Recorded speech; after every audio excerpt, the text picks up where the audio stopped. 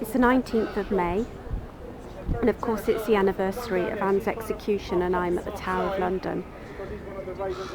I just wanted to do a little video for you to introduce you to where the royal apartments used to be at the Tower. Of course, Anne came here on two notable occasions in her life. The first was in great celebration for her coronation, and of course in 1533, and the second of course was for her death in May 1536. So we're looking out towards where the old royal apartments would be. Right in front of me here, and actually you probably might be able to see it on this sign, is the footing. I don't know, you probably can't see it actually, but it says Cold Harbour Gate. This was an enormous gateway which led from the outer ward of the castle, I think it was called the outer ward, through into this inner ward of the royal apartments. Directly in front of you there, where those arches were, once stood the Great Hall. Obviously there's little except the footings and foundations there now. It was built roughly in about, I think, the 13th century, and was a huge vaulted hall in which Anne was tried along with George Boleyn in May 1536.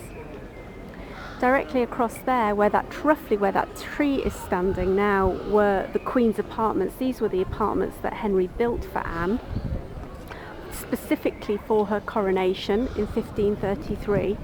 And I don't know whether I can show you, but you see where that staircase is. Well, kind of roughly abutting this wall of the White Tower, which is the main Norman keep.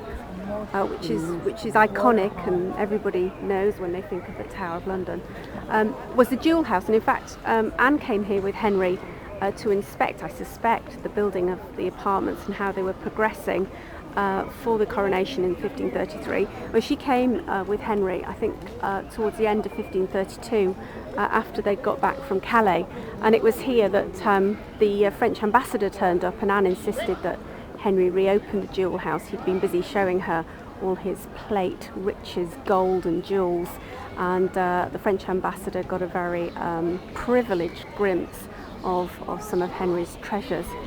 Obviously, it had to be fairly persuasive to get Henry to open up and show you the rich coffers that he owned. So inside there was a courtyard. It was surrounded by buildings. It was a sort of a sealed off inner ward, and it is directly from the Queen's apartments, which I'm looking towards now. I say roughly where that large tree is. They were running face on to where we are. It was from there that Anne emerged on the 19th of May. And she was escorted.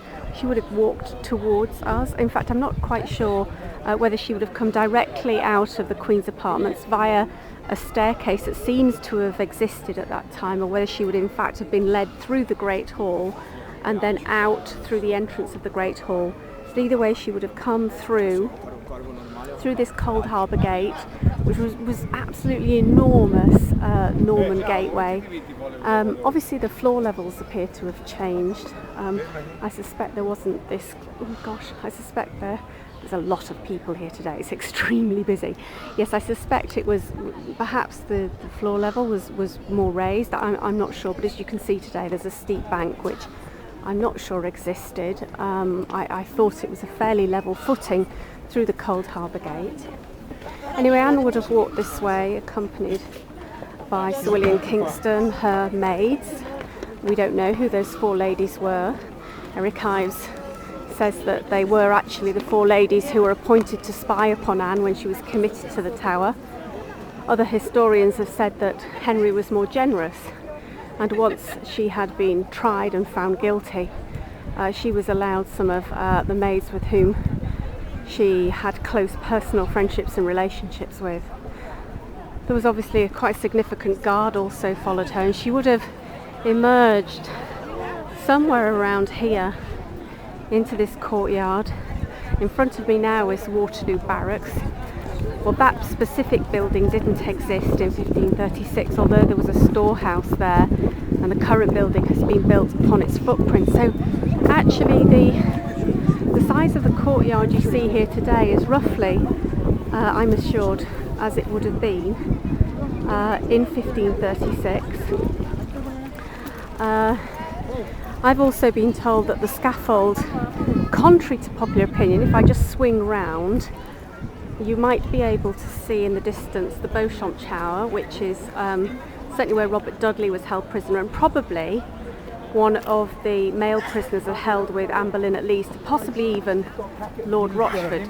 You may be able to see that central sort of arched window, where within that room is a carving of an uncrowned falcon, which is thought very much to relate to the last days of Anne Boleyn, done by one of the men held prisoner and later executed with her. Anyway, so just in front of that there's the Victorian monument to where the scaffold was rather romantically supposed to be, but actually that's just myth. I've been told that, well, the scaffold was somewhere in this area. I was told that it was sort of just in front of the entrance to the Royal Barracks. So you have to imagine Anne walking through a crowd of nearly 1,000 people up here to the scaffold, and climbing the scaffold steps, and no doubt standing somewhere around here. Obviously we don't know where. And this is the view, really, that would have been her final view as she said her execution speech, spoke to the crowd, asked them all to pray for the king and for her soul before kneeling, and finally, with one swift blow, her head struck from her body by the swordsman from Calais. So this is just a little video. I hope you enjoyed my tour of the tower, the royal apartments, and of part at least of Anne's last walk to the scaffold.